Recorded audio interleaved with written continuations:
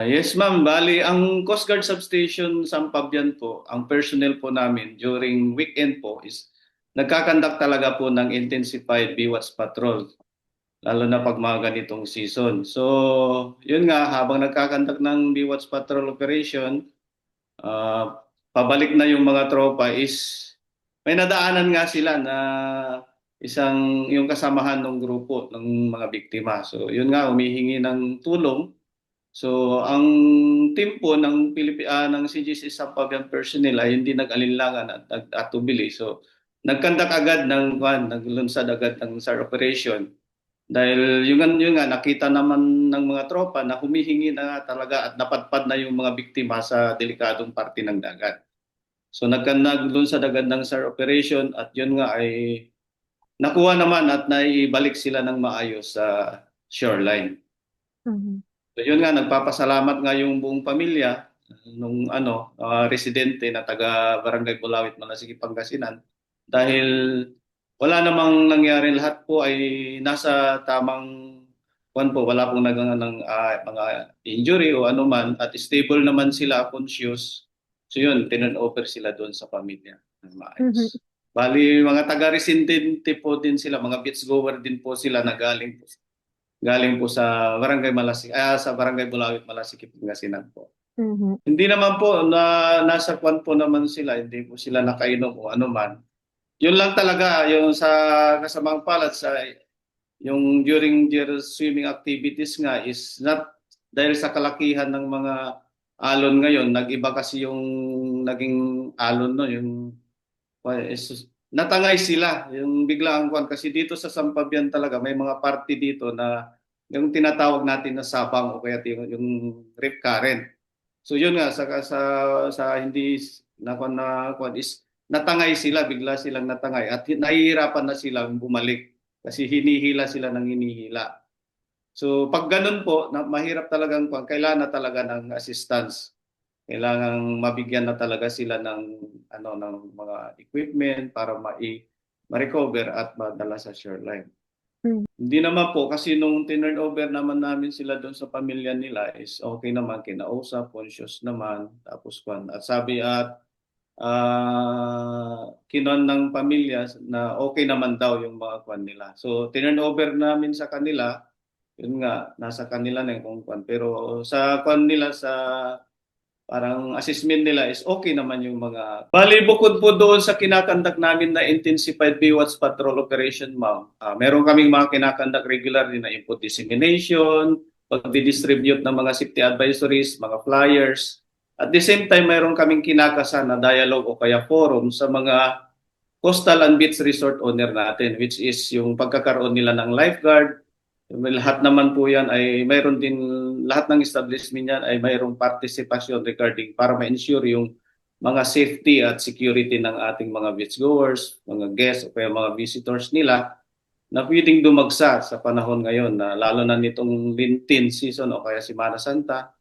And itong summer vacation na tinatawag namin na Sombak. Mhm. Mayroon kaming kinakasan pa lang, mayroon kaming kinakasan yun nga, yung mga dialogue para makausap sila kung ano yung mga preparation o kaya yung mga ginagawa din nila na proactive mission para maingatan yung mga ganun na sitwasyon o kaya mapaghandaan po. Yes, ma'am. So halos lahat po is dito yung punta nila. So ang na-encounter namin, yung na-experience namin, pag ganitong mga summer vacation is marami talaga. Tapos alam din po natin na ang munisipyo ng Sampabian ay may pinakamahabang beach area which is 13 kilometers.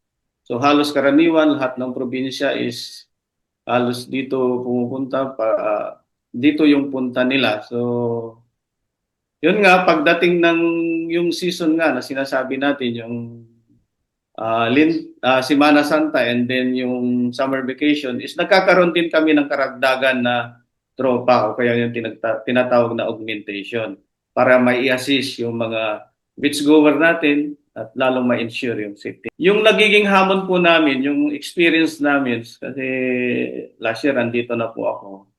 So yun nga, yung minsan yung mga nakainom, siyempre yung nanay ang binabantayan na lang is yung tatay na nakainom, din yung anak minsan nawawala. So yun yung nakaka-counter. Pero pag regarding sa mga drowning incident, So, ang karaniwan talagang nagiging dahilan is yung paglasing na yung biktima. And then, pag mayroon talagang yung tinatawag natin na pagkakaroon ng yung mga yung sabang o kaya yung rip current, yung malaki yung alon, hindi normal na paglaki ng alon.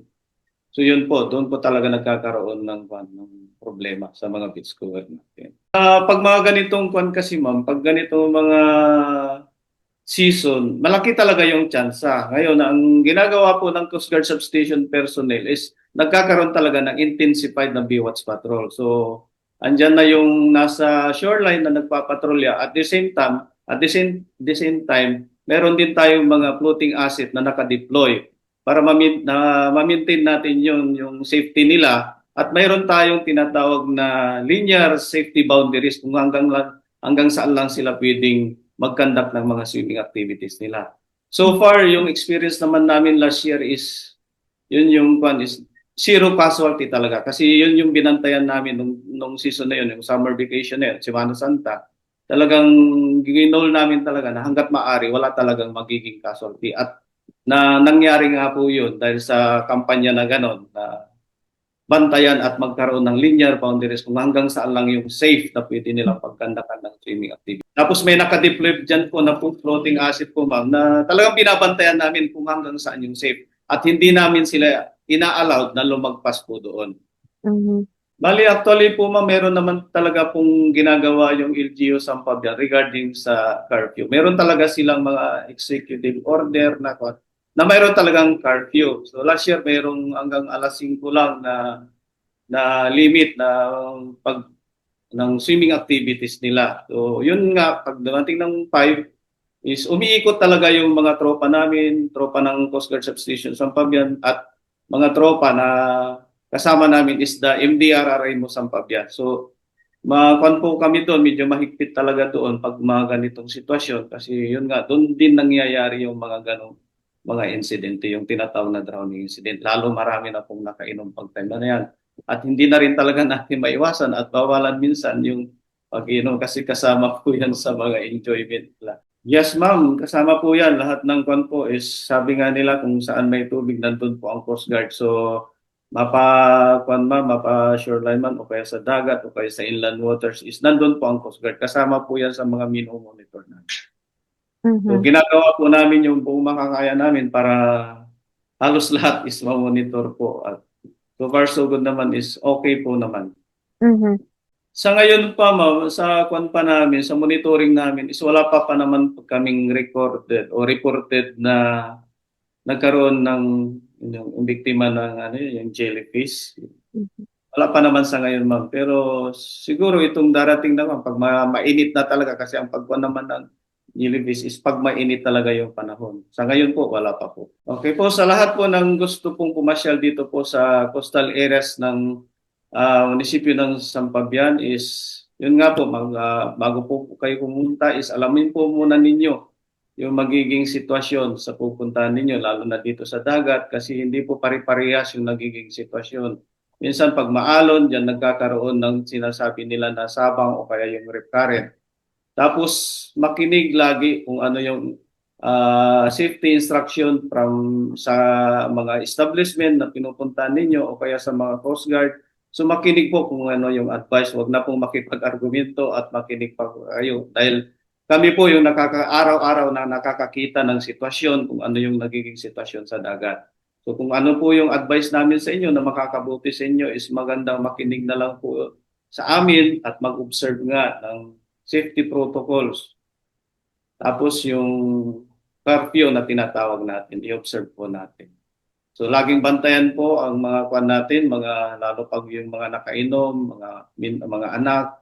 So palagi po nating bantayan kung hangga't maaari is lagyan sila kung yung mga bata is kung pwede nating sulatan po ng mga contact number kasi marami pong nawawala pagdating ng mga influx na yung dami ng kwan, yung pag mga ganitong season.